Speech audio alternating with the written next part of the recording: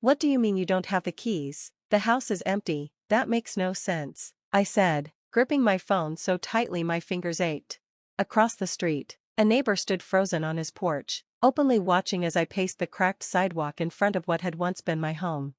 My name is Jasmine Rojas, and after a 4-hour drive from my university to Bakersfield for spring break, I arrived to find a for sale sign staked into the lawn like a final insult. The windows were stripped bare, no curtains, no furniture, no trace of life. 3 bulging black trash bags sat on the porch, abandoned and accusing.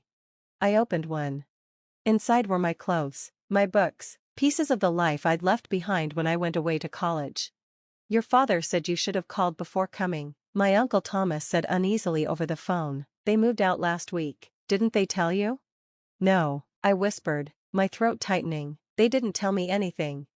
I hung up and called my father. Each ring stretched endlessly. Hello? He answered, his voice cold. Dad, the house is empty, my things are in garbage bags on the porch. What's happening? Silence. Yeah, we moved, he said at last. You're grown now, figure it out. The call ended. I stood there staring at my phone, numb. I called back, voicemail. I tried my mother, then my younger brother. Nothing. In a single moment, I had been erased. No warning, no goodbye, not even an address. The sun dipped low, casting long shadows across the yard where I'd grown up. The maple tree my father and I planted when I was 8 still stood, its branches stretching toward a house that was no longer ours. I had sent money home every month from my scholarship. I carried a 3.9 GPA in pre-law while working part-time. I was the dependable one, the obedient daughter who never rebelled. And this was what I was worth. I didn't cry. Instead, I loaded the trash bags into my car and checked into a cheap motel. I spread my belongings across the rough bedspread, textbooks, winter clothes, and a cracked frame holding a photo of my family at the beach 3 summers earlier. We were all smiling. Every single one of them had lied. That night, I made a choice. If they wanted to pretend I didn't exist, I would make it permanent. I would sever every tie and build a life no one could strip away. Growing up, I believed family meant loyalty above all else. My parents immigrated from Mexico before I was born, and family first was the rule of our household. My father worked endless shifts at a manufacturing plant. My mother cleaned houses. They reminded us constantly of what they'd sacrificed. We came with nothing so you could have everything, my father often said. Your education is your future. I listened. While other kids went to parties, I studied. While my friends worked retail jobs, I interned at the courthouse. My acceptance into university on a pre-law scholarship was supposed to justify all their sacrifices. My brother Gabriel was different. He struggled in school, skipped homework for video games, and had been caught shoplifting, twice. Still, my parents protected him. He's just finding himself, they said. Maybe that was why their abandonment shocked me so deeply. The responsible daughter discarded while the troubled son stayed. That night, I called Professor Wilkins, my constitutional law professor and quiet mentor. They just left you? She said, stunned. Yes, I don't know where to go. The dorms are closed, and my voice broke. Jasmine, come stay with me, she said without hesitation. We'll sort this out. She lived alone in a book-filled Victorian with 2 aging cats. She gave me a guest room and a key. No rush, focus on your future, she told me. That spring break, I buried myself in research. Professor Wilkins helped secure me a summer internship at Riverton Law Partners, a firm specializing in housing discrimination. The irony was impossible to miss. Use it, she said one evening over tea. Pain makes powerful advocates. I thought about the family photos I'd found crumpled in the trash, my quinceañera, my graduation, memories tossed away like they never mattered. That night, I blocked every number tied to them. Parents, brother, extended family. If anyone asked, I said simply, we're not in contact. I wasn't looking back. The internship changed everything. What began as filing and research shifted when my supervisor, Eleanor Grayson, noticed how easily clients opened up to me. You actually hear people, she told me after I helped calm a mother facing eviction. That's rare. I began conducting intake interviews, families pushed out by developers, seniors facing illegal rent hikes, students trapped by predatory landlords. Their stories felt painfully familiar. One night, after interviewing 3 families from the same building, all served eviction notices on the same day, I stayed late organizing files. Eleanor found me there hours later. Still working? She asked. They're being offered 2 weeks in a motel, I said. That's it. She sighed. That's often legal. But it's not right, I argued. 2 weeks doesn't prevent homelessness. So, she asked, what are you going to do about it? The question followed me everywhere. The answer arrived unexpectedly during a financial aid seminar. A presenter mentioned social innovation grants, funding for student-led community projects. The deadline was 2 weeks away. I barely slept as I drafted a proposal for a housing advocacy program serving students and low-income families. I called it Safe Space Initiative. Eleanor helped shape the legal framework. Professor Wilkins reviewed the final draft. While waiting for the decision, my parents finally reached out. 6 months after abandoning me, my father left a voicemail. Your mother's worried, call us. No apology, no accountability. I didn't respond. More messages followed, angry, pleading, entitled. None acknowledged what they had done. When the university awarded me $25,000 to launch Safe Space Initiative, I didn't tell them. They had already made their choice. And so had I. When Riverton offered me a paid position to continue my work through the academic year, I celebrated with Professor Wilkins and Eleanor instead. Somewhere along the way, they had become my family, not bound by blood or obligation, but by mutual respect and genuine care. By January, the Safe Space Initiative had helped 23 students challenge wrongful evictions. We operated out of a converted storage room at Riverton Law Partners, staffed by 2 volunteer paralegals and a rotating group of law students earning clinical credit.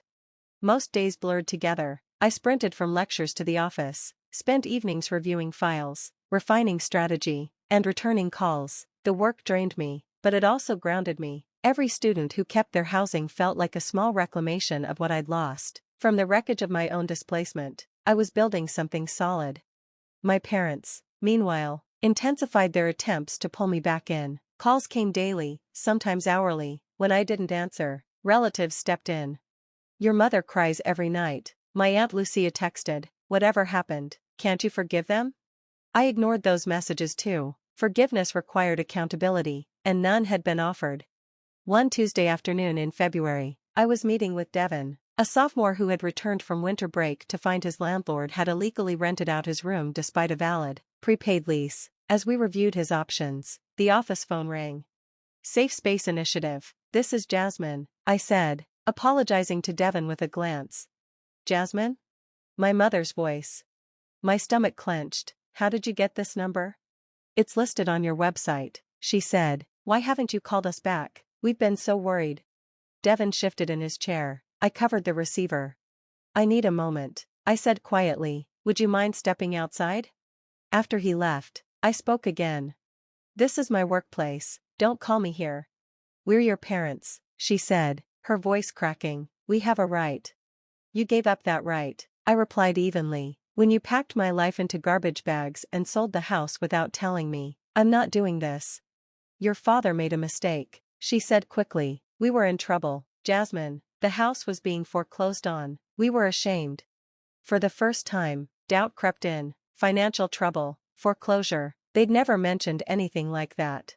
If you were struggling, you could have told me, I said, my voice softer despite myself. I would have helped. I already was helping. Your father wouldn't allow it, she said, his pride. I knew that pride well. It had governed our household my entire life, but it didn't excuse abandonment. I have to go, I said firmly. Please don't cross this boundary again. I ended the call before she could answer, my hands shaking as I set the phone down. The conversation stirred emotions I thought I'd buried, anger, yes, but also an old sense of responsibility that refused to die. That evening, Eleanor found me staring at the call log instead of working. You okay? She asked. I told her everything. Part of me wants to believe they had a reason. I admitted that it wasn't just cruelty. Eleanor considered this. Most people don't think of themselves as cruel, she said gently, but intent doesn't erase impact. Whatever they were facing, they chose to disappear from your life without warning.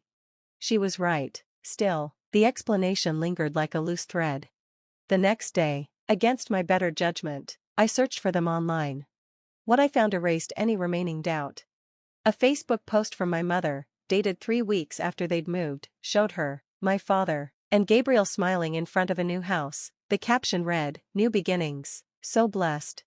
There had been no foreclosure, no crisis, just a choice. The missed calls piled up, 120, then 150, then more. The voicemails shifted from demanding to pleading, eventually morphing into casual life updates, as if we were still a family having normal conversations.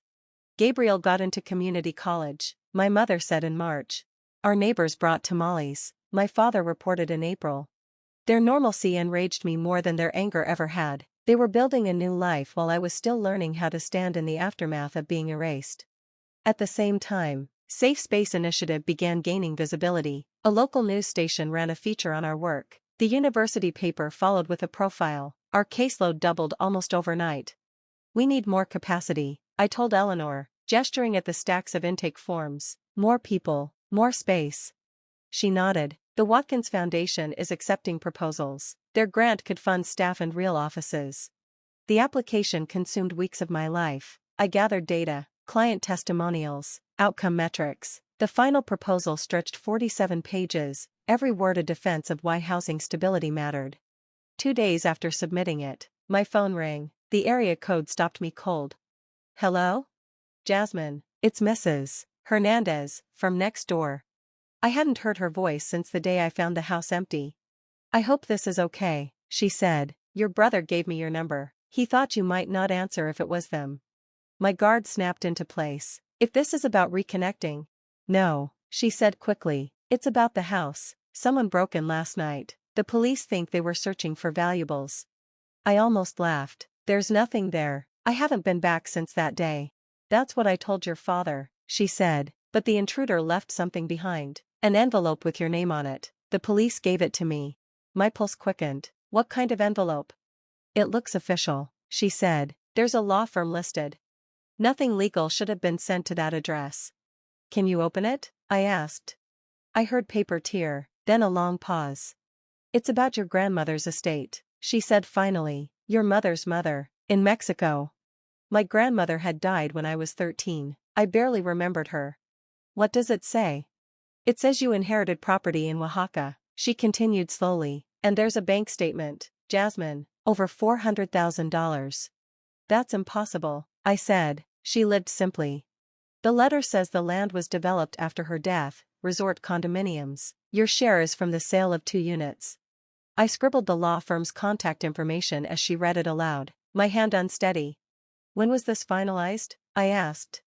Mrs. Hernandez checked again. Last March." Last March. 1 month before my parents packed my life into garbage bags and disappeared. The timing wasn't accidental. They had known about my inheritance, and they had left me anyway. The call from the Watkins Foundation came while I was still reeling from that realization. Safe Space had been selected as a finalist for their grant, and we were invited to present before the board. Under any other circumstances, I would have celebrated. The foundation's support would elevate Safe Space from a student-led project to a fully realized nonprofit. Instead, my thoughts kept circling back to my grandmother's unexpected legacy, and the people who had hidden it from me. With Eleanor's guidance, I contacted the law firm in Mexico handling the estate. They confirmed everything. The inheritance was real, the money was mine, and notification had been sent to my parents more than a year earlier, when I was still 19 and legally under their guardianship. They knew. I told Professor Wilkins over dinner that night. They knew I had money coming, and they still packed my life into garbage bags. She set down her fork. "Why do you think they did it?" "Greed," I said flatly. "They thought they were entitled to it." "Possibly," she said carefully, "but inheritances are hard to conceal forever. Maybe they planned to tell you later, on their terms, to control the narrative. Or you." I lost my appetite. Or maybe they never planned to tell me at all. The funds hit my account 3 days before the Watkins presentation. I still hadn't decided what to do with the money, but its presence gave me something I hadn't felt in nearly a year: stability. For the first time, my future wasn't tethered to the people who had abandoned me. The presentation was scheduled for a Saturday afternoon in May. I arrived early at the foundation's downtown offices, reviewing notes in the quiet, glass-lined waiting area. Our proposal requested $300,000 over 3 years to expand Safe Space beyond the university and into the surrounding community. Eleanor arrived shortly after, polished and calm in a charcoal suit. "Ready?" she asked. "As I'll ever be," I said. adjusting my navy blazer, professional, confident, unyielding. The board values impact, she reminded me. Tell them the stories. Inside the boardroom, 8 people sat around a gleaming table. I recognized several names: philanthropists, business leaders, a former judge. William Watkins himself greeted us warmly. "We've reviewed your proposal," he said. "Convince us." I launched into the presentation. I spoke about displacement, about students sleeping in cars, about families pushed out with nowhere to go. Eleanor provided legal context as I described our expansion plans. 20 minutes in, as I outlined our vision, the door opened. A foundation assistant whispered to Mr. Watkins. He cleared his throat. "Ms. Rojas, I apologize, but there are individuals in reception claiming to be your family. They're insisting this is urgent." My pulse stuttered. Eleanor's hand brushed my arm. "Your decision." After months of silence, they had chosen this moment. "Please ask them to wait," I said steadily. "This presentation matters." Mr. Watkins nodded, clearly impressed. I finished without faltering. I answered every question. I refused to let my past sabotage the future I'd built.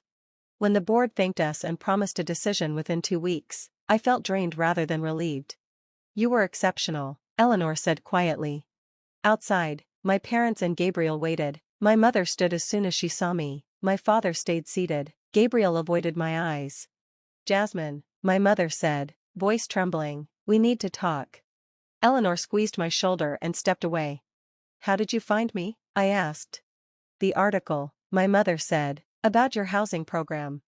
"I know you've been calling," I replied, 247 times. My father stood. "This has gone far enough, you're being childish." I laughed once, sharp and humorless. "I came home to garbage bags and a sold house. You disappeared, and I'm childish?" "We made a mistake," my mother said. "We want to fix it." "Now?" I asked. "Why now?" Gabriel shifted. "Just listen, Jazz. I know about the inheritance," I said calmly. "Is that why you're here?" My father's jaw tightened. "You knew," I continued. "You hid it, then you abandoned me." My mother looked stunned. "You found out?" "Yes," I said. "So tell me, what do you want?" We moved to a nearby cafe. They spoke of shame, fear, pride, panic, of job loss, of starting over, of believing I'd be better off without them. "And now?" I asked. My father gestured vaguely. "We saw what you've accomplished." "My success," I said, "not your regret." "No," my mother insisted. "You." I studied them, older, smaller, unfamiliar. "I have a life now," I said, "one built without manipulation or silence." "We're still your family," my father said. "Family doesn't discard you," I replied. I stood, left money on the table, and walked away. The next morning, the Watkins Foundation called. Safe Space Initiative received the full grant, plus an additional $50,000 for operations. That afternoon, a national outlet reached out to feature our work. When the story aired weeks later, it reached millions, including my parents. They never called again. Sometimes the family you build is stronger than the one you're born into, and for the first time, I knew my worth didn't need permission from anyone.